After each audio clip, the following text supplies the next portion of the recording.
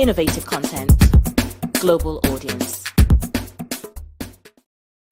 Hello, good morning, viewers. A very warm welcome to you from the world's capital city, London. My name is Princess Kessy, and this is Wake Up Nigeria. Yes, I'm here to wake you up this morning.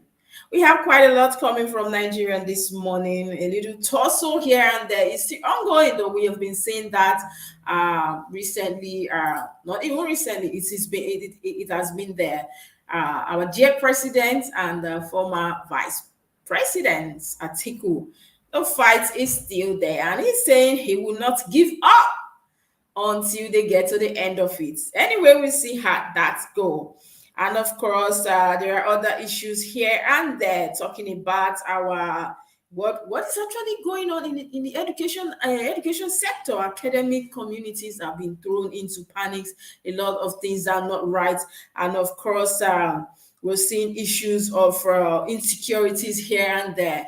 We do hope, we keep saying, so that our government will sit up. Anyways, this morning I have a vibrant Nigerian youth with me here live to review the newspapers and some of the very topical headlines. Good morning once again. And I have with me here live, he's no other, Mr. Nigeria Emmanuel. I love his name, the whole Nigeria. That is what he's bearing, and that is quite unique. Good morning, sir. Good morning. Nice to have you here. Yes, we have quite a lot coming in from the news this morning. And I don't know, our politicians, I don't know what's going on with them. One would have thought that the essence of campaigning, of wanting to be in the, in position or power or holding a title or a seat is to make sure that they help the common masses. But as it stands, we're seeing that it's more like a personal thing, rather than actually liberating the people. Now, we're going to kickstart this morning with the Punch newspaper. Now, these are some of the stories coming from the Punch newspaper this morning. The main headline here says, Chicago record, Tinubu betrayed me. I will fight till Supreme Court verdicts.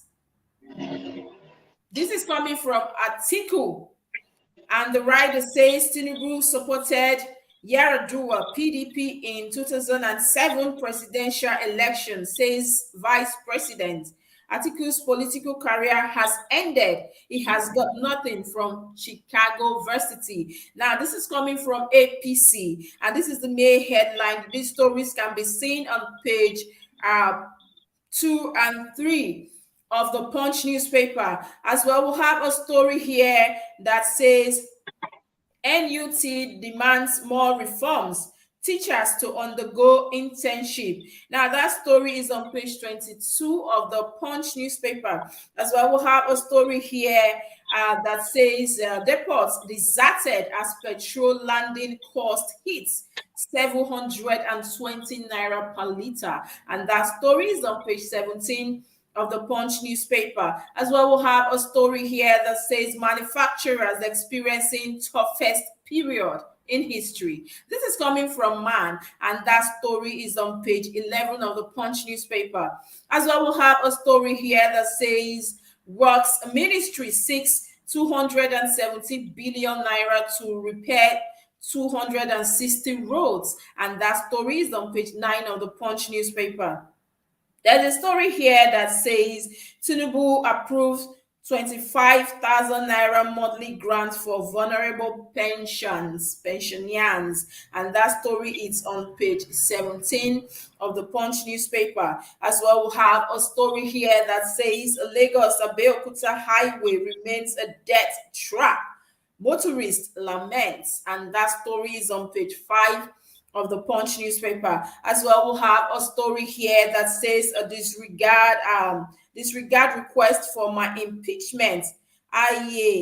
Datiwa writes CG, and that of course is coming from Ondo State We've been seeing that also here and there. That story is on page 8 of the Punch newspaper. Now, these are all the stories, Mr. Emmanuel, that we have coming from the Punch newspaper this morning. But first and foremost, I want you to throw your weight on this main headline we're seeing here. Chicago record. Tinubu betrayed me. Now, this is coming from Atiku. Does it mean that he wasn't even ready to come and fight or no revive the economy like they have always said or promised during their campaign? Because I'm seeing here that we are going back. He said Tinubu supported Yaradua and PDP in 2007 presidential election. So is that why you want to hunt him down now? Or you actually had a mind of coming to revive the economy? Now, what's your take on this? Well, uh, first of all, thank you for having me. And to me, I don't think Atiku has integrity to be saying that Tinubu betrayed him. To me, I don't think Tinubu betrayed him. This is politics. In politics, you don't have permanent friends, you don't have permanent enemies. And I can remember vividly that in 2015, it was Atiku and Tinubu who were bankrolling, or they were major critical. I remember how Atiku led some prominent governors in the PDP to APC. You see, Kama has a way of locating every person. Kama has a way of locating every person. If Atiku was serious, how would they have expected that another northerner will take over from Tinubu? Of course, people are not dummies that they would think everybody would have supported his presidential ambition. So I don't think Tinubu betrayed him. It is politics, strictly politics. Tinubu has been preparing grants all this while to see how his presidential, a long-term presidential ambition can come to fruition. And Tinubu is a very tactical politician. So I don't see anything like betrayal. It is politics, it is content. And somehow, along the way, Tinubu won. So there is nothing like a betrayal. I think Atiku should have been honorable enough not to have contested that election, owing to the fact that we have regions, two major regions in this country. We have the southern region and the northern region. And since we returned to democracy in 1999, we've had Obasanjo from the southern region who did 8 years, I took them before Yaradua that did 2 years, and Goodluck Jonathan, our brother from the South, had completed his tenure and ran for election. He won, and before he ran for another election, but he couldn't win until Buhari took over. So Buhari took over, who is from the northern region, and he did 8 years. So every same person should have known that despite it's not constitutional, but it is a mutual arrangement. We have that mutual arrangement of power rotation between the southern and northern Nigeria. So I don't see any betrayal. If we are even talking about who betrayed, that should be Atiku, who knew very well that power ought to shift to the south. Yeah, they contested.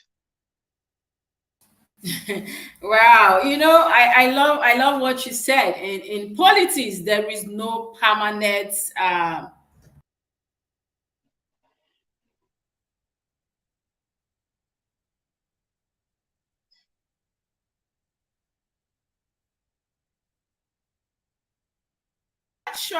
shock Mr. Emmanuel, that Atiku will be referring us back to 2007. So I actually thought he had plans for us, but as we can see, it's quite personal, not even about the people. And I want your take on this story here. There's a story here that says depot deserted as petrol landing cost hits 720 naira per liter. Well, let me educate you about how the fuel or the petrol or the oil industry operates. I will be diving back to what led to this subsidy removal and all of that, because I've been around the shores of the Niger Delta and the coastal area, so I know a little about his oil business. Well, if you ask me, I must commend President Asiwaju Bola Ahmed Tinubu for subsidy, for removing the subsidy. Because see, this is how it operates. Let's say, we don't refine crude oil to petroleum products or whatsoever here in Nigeria. Now, what they do is that they give people license. We sell our crude oil and later go and export the finished product, which is fuel, diesel, and a lot of that. Now, what those people who are the sole importers does is that before now, during President Tinubu and during President Muhammadu Buhari and the previous administration, what they do with subsidy is that, because a lot of people does not understand what subsidy is all about. Let's say, for instance, the fuel is supposed to come since, like, when we exported our crude oil, there are people who have licenses to go and import the fuel down here. Now, what government does for them is that since this fuel, they are importing it back to the country for our people to use, let's make it easy for our people. Let's make it affordable for our people. So government pays half of the money, if not more than. Let's say, for instance, we are supposed to bring the fuel with all the cost, all the cost is supposed to be like 400, for example, and government has been paying, let's say, 300. But at the end of the day, you will see that those importer who have their ship at the sea that imports the petrol, you see that after government paying that subsidized rate, they will divert some of all those petroleum products they've subsidized with Nigerian money. They will divert them to neighboring countries at the Atlantic Ocean, like Equatorial Guinea, Cameroon, Gabon, even Benin Republic, and the rest of that. So that's why you saw that Asiwaju took the bold step, President Bola Ahmed took the bold step and said, no, this injustice against the Nigeria economy must stop, by few of them. So I must commend President Tinubu for that. And we should know that taking serious decisions like this come with a lot of consequences. So to me, I think Nigerians can afford it. What I think Nigeria should be agitating for is stable electricity. If we have stable electricity, you see that people will not be complaining about fuel, because you can do industry. So if there is stable electricity, for instance, Yeah. and then a worker is being paid this bare minimum wage with this high cost of living, what does that have to do with a very high cost of living? Are they going to eat the electricity, sir? Because it's not everybody that works with electricity. For instance, a business person, a shop owner might want to use that to cool their products, or maybe a generator repairer, the saloon groomer, the barber shop. But what of the workers who are earning so little? And then at the end of the day, we're seeing that the cost of living is on the rise on daily basis, and then the fuel is still even going up. So how are we supposed to balance this? Okay, thank you very much. If we have stable electricity, it will affect the prices of goods first, because manufacturers or producers do with electricity. They add the cost of running their powering their plants and their machines and a lot of that. But if you see that this part of it is being removed, the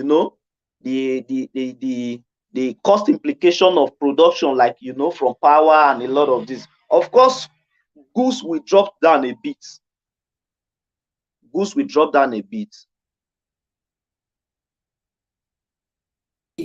It is no longer friendly. It is no longer easy for Nigerians. So I'm thinking that the president, they should find a way around, making a fuel a way cheaper and more valuable. And as well, the cost of living in Nigeria is something nothing to write home about, because if you talk about the economy, everything is on a down. And I don't think this is the right time for us or the masses in Nigeria to have another increment in that product. But we see how that go. We move on quickly to the next newspaper we have, and that will be the Nigerian Pilot. Mr. Emmanuel, can you move a little bit away from the paper so we can get to see Okay. your face? Okay. Okay. And then the major headline here coming from the Nigerian Pilot says, academic communities thrown into panic mode. And the writer says, Senate says kidnappings have thrown academic communities nationwide into panic mode. Regrets bandits, kidnappers now target students of tertiary institutions in northern Nigeria. Summons security chiefs over adoption of 5 varsity students in Katsina. Others urges security agencies to be more proactive in protecting academic environments. Now, all these stories on page 8 of the Nigerian Pilot newspaper. There's a story as well coming from the Nigerian Pilot. Supreme Court fixes December 15 to determine Nnamdi Kanu's fate. And that story is on page 5 of the Nigerian Pilot newspaper. As well, we'll have a story here that says CSU saga. Atiku tells leaders Obi Kwankwaso others to rise for justice. And that story is on page 8 of the Nigerian Pilot newspaper. As well, we'll have a story here that says DPO, 3 other policemen shot, houses razed in Oshu communal clash. And that story is on page 8 of the Nigerian Pilot newspaper. There's a story here that says Labour Minister Lalong inaugurates committee to probe NSITF, and that story is on page 9 of the Nigerian Pilot newspaper. As well, there's a story here that says adopted Benue commissioner regains freedom from kidnappers, and that story is on page 5 of the Nigerian Pilot newspaper. There's a story here as well that says Akwa Ibom spent 3 billion naira on teachers' gratuities in 4 months. That story is on page 6 of the Nigerian Pilot newspaper. As well, we'll have a story here that says subsidy removal has worsened condition of pensioners. This is coming from NUP, and that story is on page 5 of the Nigerian Pilot newspaper. Again, we have a story here. Senate summons IGP Wike pets over one chance victims' deaths in Abuja, and that story is on page 8 of the Nigerian Pilot newspaper. As well, there's a story here that says reps urge FG to conduct forensic staff audits for manageable wage bill, and that story is on page 7 of the Nigerian Pilot newspaper. These are all the stories we have coming from the Nigerian Pilot newspaper this morning. Quite a lot, Mr. Emmanuel, but let's look at this main headline here. We've seen that academic communities, especially in the northern parts of Nigeria, over the past few months, we can see incidents of kidnappings, especially bandits breaking into hostels, breaking into learning institutions just to kidnap, adopt the school pupils. Now, what's your take on this? Because if we continue like this, it will get, yesterday I said it on the show, that it will get to a stage where people over there will tell you, I'm no longer going to school. They are not even safe at home. They are not safe in the school as well. So we've seen that for the past few weeks, it's been from one university to the other, constant kidnappings, adoption here and there. Well, thank you. Insecurity issue is a global issue, but however, I don't think the Nigeria government has been handling this insecurity, particularly in the northern part of Nigeria, in the manner they ought to. First, we said we are practicing federalism. What is federalism? Sharing power between components of government. But you see today, all these insecurity issues will continue in the northern region, particularly because You see a commissioner of police, the governors are just ceremonial chief security officers whom the security apparatus in their states doesn't take order from them. Rather, they take order from Abuja, and somebody who is in the states, who knows the terrain, who gets feedbacks from the people about the situation of things. We order a commissioner of police that look at the situation of things, so go to so player and respond to the security challenges we are having in that place, and you will see that the IG we call from Abuja, we call from Abuja, and that CP, we have to obey the IG. That's how the security architectures works in Nigeria. But in civilized climes, it's not so. The governors are the chief security officer, not just ceremonial. In practice, the security architectures in their state or apparatus take orders from them, and they work with them because these people are closer to the people. These people are the people who have the terrain, so they know the terrains. So I don't think Nigeria is yet serious to handle these insecurity challenges yet. All these things will continue until we start practicing what true federalism is, not just the ceremonial one or whatsoever, just the theoretical aspect of it that we see in the paper. So those are the challenges we are having about this thing. You can't expect somebody who is in Abuja to give order to somebody who is in Bayelsa State. You know, it is the governor that is in the Bayelsa State that knows the terrain. So these are some of the, until we review a lot of things in our constitution and make some of the things functional, we will continue having this kind of challenges. Well, there's a story here that says Supreme Court fixes December 15 to determine Nnamdi Kanu's fate. What do you think will actually eventually? I know we cannot decide for the court, but what's your opinion on that? Oh, this Nigeria marriage or unity, or the proclaimed unity, is not working. We have to be serious. Although taking arms against the government is not the best way, but when you exploit other diplomatic means of driving your agitations and they all fail, of course, humans will tend to do things in a way they think that we achieve their aims. And if we are talking about this Biafra issue, we should be sincere about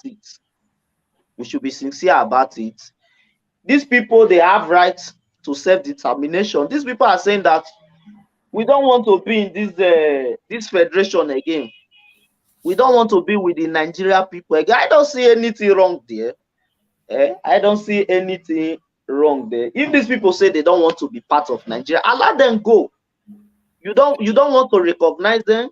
You don't want them to be in the scheme of things at the federal level in the government. Yet you don't want them to go. So to me, that's witchcraft. That's oppression. So they should leave the people of the Eastern Nigeria to go their way. They should live there. And let me tell you something. There's something I admire so much about the Igbo people. You see, let's say if the Igbo people become a republic, you will see that they will bring out their God-given talent to develop their region. Igbos are the most technological advanced people in Africa. I can tell you that for free. I can tell you that the day they give. Are we talking about industrials like in business or in technology? Both in technology, in business. Like if you go to Newi, you go to Aba, you go to Onisha, you will see industry there. A lot of, like in Aba, there is a place they call Bakassi, where they produce shoes. They export shoes. Those people produce shoes in commercial quantity and they export to Europe, to America, and the rest of the world. If you go to Newi, they are producing vehicles there. But the government, the previous government, do not want to support the Igbos, and all of that. So these people, they have they have genuine cause or genuine reasons for all of this agitation arising from marginalization and a lot of that. So I think the Biafra issue should be given the needed attention. They should call for a roundtable discussion and find a way to provide a lasting solution to all of this agitation. If we are saying we are practicing federalism, let's practice it the way it ought to be, not just the theoretical aspect of it that we see in the paper. So that's my take. And to me, I want, like, if you see the security situation in Imo State is deteriorating every day. It's deteriorating every day if you be following up the news. So I Yes. think they should leave Nnamdi Kanu and come to the table of negotiation. Wow. A little network issue there. Well, Or that's my take. quickly now, before we move on to the next newspaper, Mr. Emmanuel, just quickly throw your light on this. Akwa Ibom spent 3 billion naira on teachers' gratuities in 4 months. We know yesterday was World Teachers' Day, and I feel like these people, we don't celebrate them enough. There's a teacher that makes me, you, and everybody around. They actually nurtured us to become doctors, journalists, bankers, lawyers, and all that, pilots as well. And so, what's your take on this particular headline? The Akwa Ibom state government is saying they've spent 3 billion naira on teachers' gratuities in 4 months. Well, that's a welcome development, and we must thank the governor who is prioritizing education. You know, it's not easy. If you go to a lot of the states in the southern region of this country, a lot of them are owing teachers, pensioners, and all of that, pensions and all of that. So it's not No network. We don't need this right now. is a education in the scheme of things, you know, amongst his agendas. So it's commendable. We must commend the governor is trying. Okay, we move on quickly to the next newspaper we have, and that will be the Daily Times. These are some of the stories we have coming from the Daily Times. We have here Atiku goes for broke against Tinubu. Presidency sent governor's delegation to beg me, he alleges. Rallies Obi, Kwankwaso youths, Nigerians. How I saved Tinubu's political career from Obasanjo to stand up for truth. Rallies around Obi Kwankwaso youths, Nigerians to stand up for truth, morality in governance. APC mocks Atiku, says he has no case. Now, all these stories are on the front page of the Daily Times newspaper. There's a story as well that says, stop causing trouble in APC. Ganduje wants Wike-led group. And that story is on page 2 of the Daily Times newspaper. We also saw a story here that says National Social Investment Program boss passes a Senate screening, and that story is on page 2 of the Daily Times newspaper. There's a story here that says SAT stakeholders applaud Tinubu Akpabio over NDDC board, and that story is on page 5 of the Daily Times newspaper. There's a story here that says freedom for Nnamdi Kanu. Supreme Court declares decides 15th December. Federal government to lift non-oil sector with 75 billion naira investments. Now, these are all the stories we have coming from the Daily Times. Quickly, I want you to throw your weight on this. There's an issue here. Stop causing trouble in APC. Ganduje wants Wike-led group. Because for me, I don't know where Wike is. So up to now, I'm still confused. Here, or one leg here and one leg here. So I feel like he's in between, you know. Now, what's your take on that? And we know that Ganduje is one of the pillars when we talk about core APC people like card carrying member. And I was seeing that he's not already having issues with Wike already. I feel like this is quite early, you know, but what's your take on that? Thank you very much. Well, Wike, to me, if you ask me so far, Wike, I don't see any trouble Wike has brought to APC. Rather, in fact, Wike has contributed massively to the progress of APC, if you ask me. Now, let me tell you how these things work. You said you don't know the side Wike belongs, whether it's PDP or is in APC. Now, let me bring you back to memory lane. During Obasanjo time, there's what we call unitary government. Okay. Yes, there's what we call unitary government. During Obasanjo's Bola Ige was in the opposition, but yet he was a minister in Obasanjo's administration. So even the constitution of PDP allows for it. So far, you notify your party that CEO, Mr. President is calling me, despite it's from another party, that we should build this country together. He sees that I have something to offer, and he's calling me, he's offering me. So far, you seek consent from your party, and your party gives you a nod. You can go and hold any position in any other party. That's why you see that a lot of the PDP stakeholders who have been threatening Wike and all, they know all these things. The state party chairman in his state gives a nod to him to go ahead to collect that appointment. He's what chairman and the rest. So that's for that. So Wike is a political cause. If you ask me, that every average politician needs to study. I admire the man, I admire his courage. They really need to study Wike. Anyway, there's a story here that says SAT stakeholders applaud Tinubu at Babi over NDDC board. Now, what's your take on that quickly before we move to the next newspaper?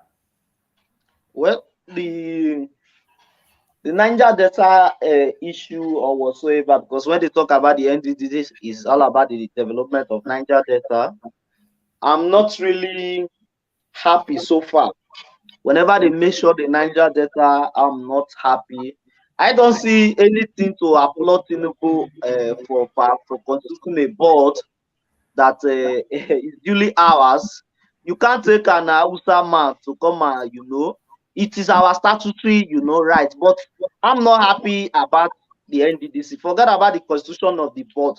Have these people really, has the board since its creation, has they really worked with their blueprint? Is there really significant development in the Niger Delta region? All the money allocated to those ministries, are they be judiciously used for the development of the Niger Delta region? So these are some of the pertinent questions people should be asked whenever the NDDC is mentioned. So there's nothing to applaud Tinubu for just constituting a board. It's just a board which is created, to develop this region. But sad enough, since its establishment and all of that, there's no tangible development and all of that. And every year, billions of nairas are being allocated to that ministry. So I'm not happy about it. Like me, I'm from Niger Delta, but I have my community. We have oil, we have a close station, but no tangible development. Even in the same story in all of the oil producing areas in the Niger Delta region. So, I'm not really happy about how the Niger Delta Development Commission has failed so far since its creation. It has not worked with its blueprints. Anyway, we move on quickly to the next newspaper we have, and that will be the Blueprint newspaper. Now, these are some of the stories coming from the Blueprint newspaper. Now, we have here 2023 polls. Fight against Tinubu will end if Supreme Court rules in his favor. Now, this is coming from article. And the writer says, calls on Obi, Kwankwaso, others to join efforts to retrieve mandates. Enough of desperation, cure political wound, indignity, APC tells ex-VP. And all these stories are on page 6 of the Blueprint newspaper, as well as a story here that says Rivers APC leaders woe Ganduje wants appointments through Wike, and that story is on page 5 of the Blueprint newspaper. There's a story here as well that says Mangala Alaki Idu urges media support for Tinubu, and that story is on page 14 of the Blueprint newspaper. There's a story as well that says FG sets up 5-man panel to probe 1.8 billion NSITF contract, and that story is on page 5 of the Blueprint newspaper. As well, there's a story here that says UBA grooms professionals across Africa in graduate management on page 20 of the Blueprint newspaper. As well, there's a story here: indigenous oil and gas operators are serial violators of local content act, and that story is coming from Wabote, and is on page 6 of the Blueprint newspaper. As well, we have a story here that says 8 killed, DPO, 4 others operative shot in Onshun communal clash. That story is on page 9 of the newspaper. As well, we'll have a story here that says DMO plans 1.2 trillion bond issuance for first quarter of 2023, and that story is on page 20 of the Blueprint newspaper. FG requires 270 billion to fund 260 road projects nationwide. Now, these are all the stories coming from the Blueprint newspaper this morning. Mr. Emmanuel, quickly, I know we've seen article before saying the war will not end until Supreme Court decides, so we keep our fingers crossed on that. But let's quickly take the story. Now, federal government, the minister is actually requesting for 270 billion to fund 260 road projects. He did travel the other day, and he said he had to shed tears when he saw the how destroyed the Nigerian roads are. Now, what's your take on that? Well, to me personally, I was happy when I heard that the former governor of Ebonyi State, David Umahi, was appointed the Minister of Works.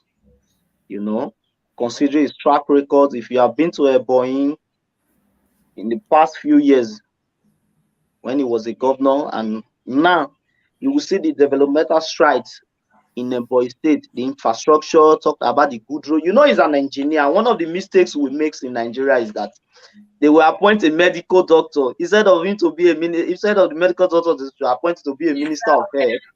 They were appointed to be a minister of trade and investment, or a minister of housing and all of that. So these are some of the mistakes that we do make. People does have experience in a particular field, they will be employed, and you see that they will start learning in the process.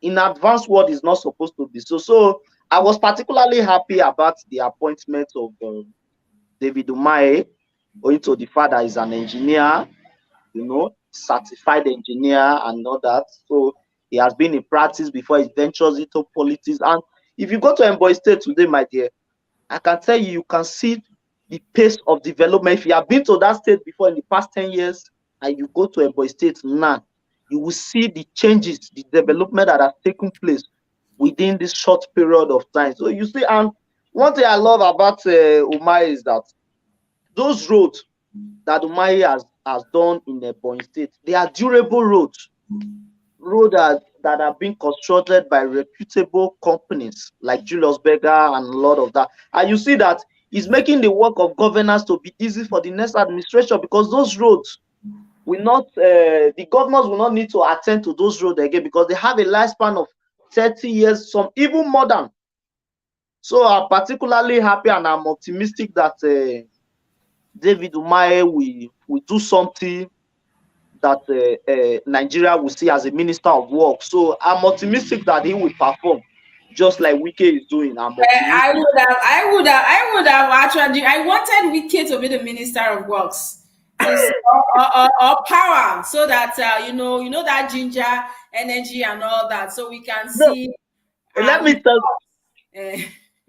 me tell you, you know, Mr. Wike actually performed, but you know, the allocations that comes to Rivers State is huge. The IGRO of Rivers State is huge compared to Ebonyi, compared to their meager allocations. You know, if with that meager allocations, David Umahi you know, in the midst of very few, he could perform those magics. I think the match will be commended, you know. But Wike worked actually. Wike worked, but that was based on the allocations.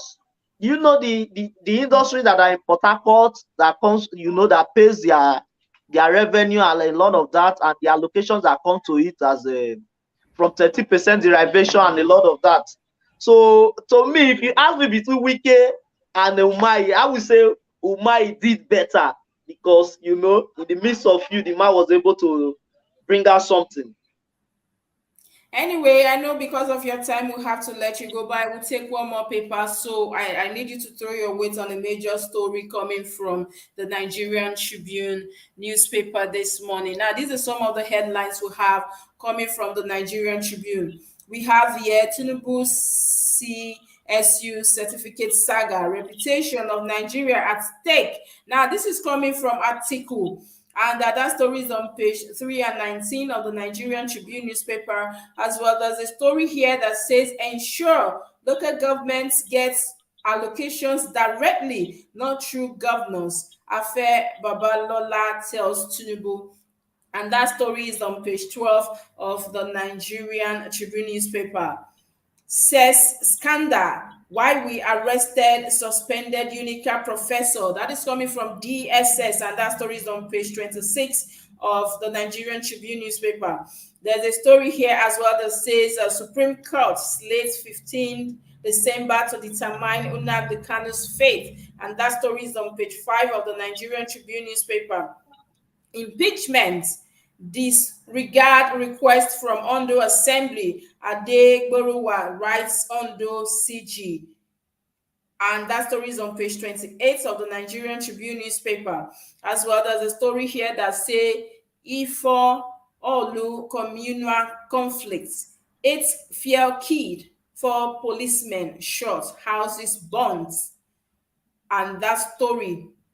And there's a story there as well that says Osun government takes over dispute lands. And that story is on page 27 of the Nigerian Tribune newspaper. These are all we have coming from the Nigerian Tribune. But Mr. Emmanuel, we've seen quite some of these stories so far. And there's a story here that says ensure local government gets allocations directly, not through governors. This is coming from Afe Babalola, and that is directed to the president. Don't recall also that before our ex-president left office, he did made a statement like that allocations will be paid directly to the local government, not through the states. But I'm not that has not been implemented. And I want your take, because that is a major problem. You know, local government are the closest to the people, and it seems though they are not working, they are dormant, and that the governor have to give them whatever they give to them is what they can actually lay hands on, or they can use to do whatever they need to do. Now, what's your take on that? Because this issue has been, been dragging for so long.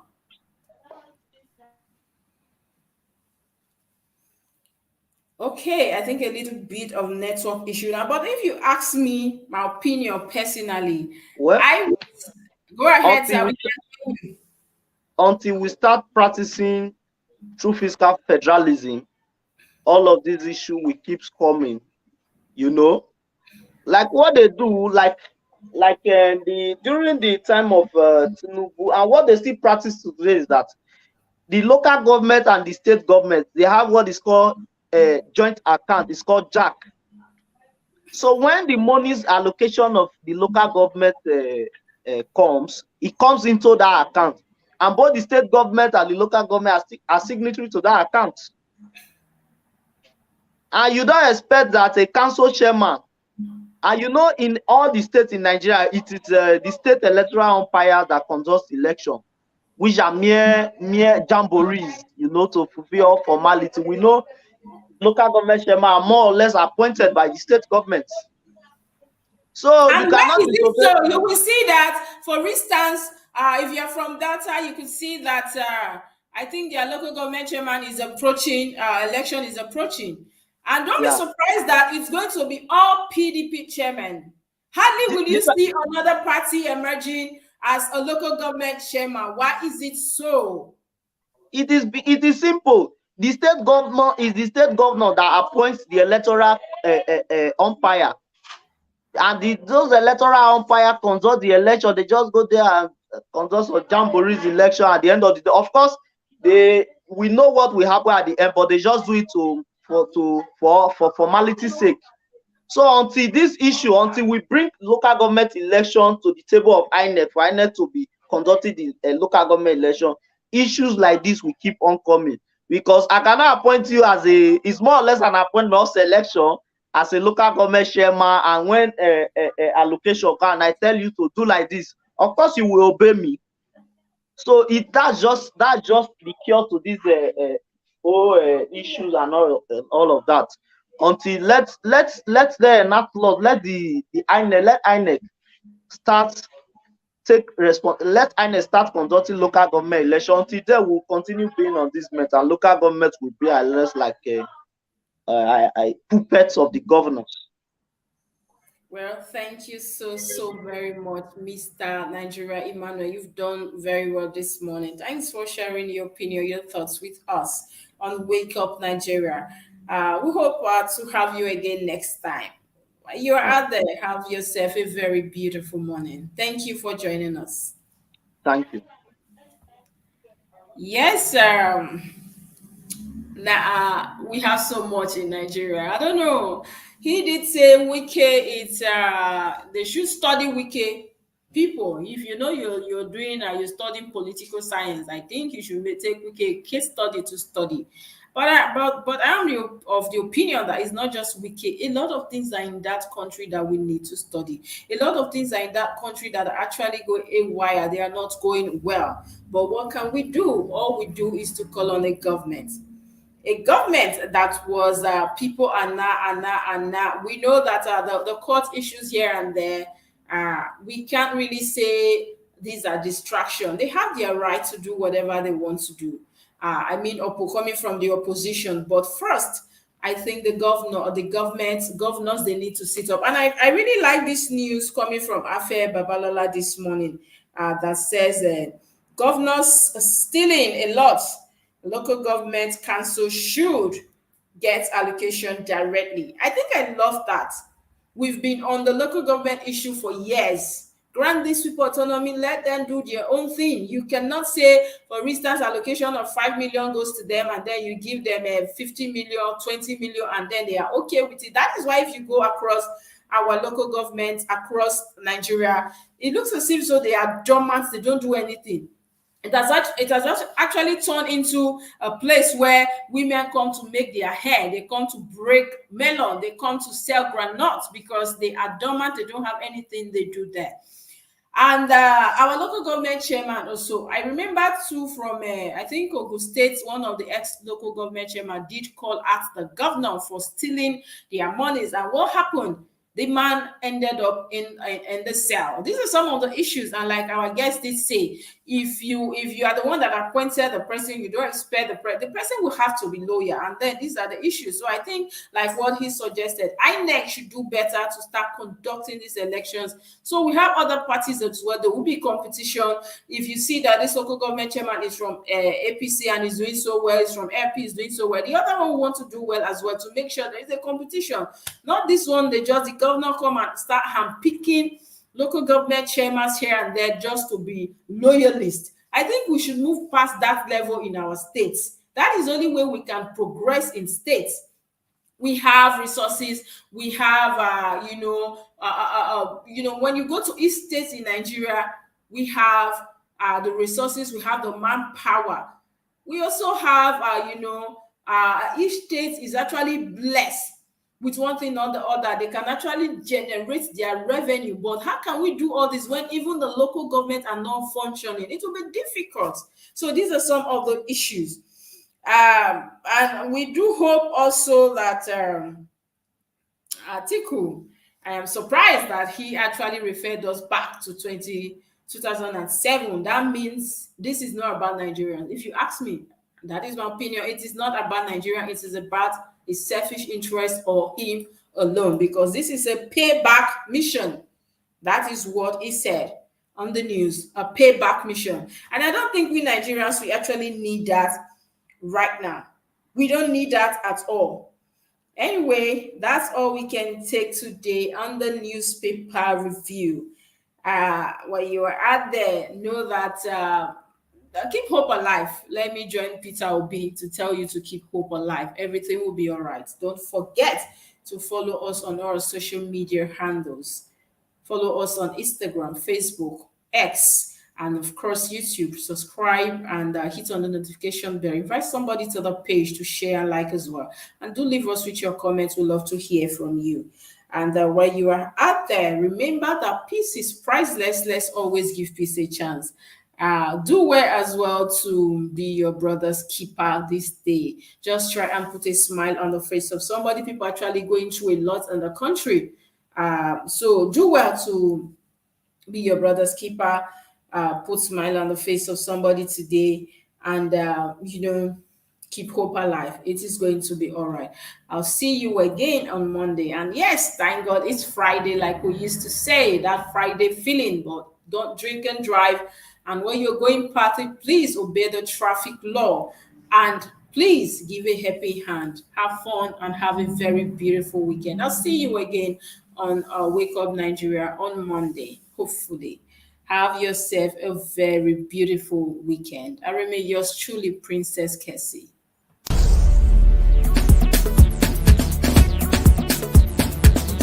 SR TV. Innovative content.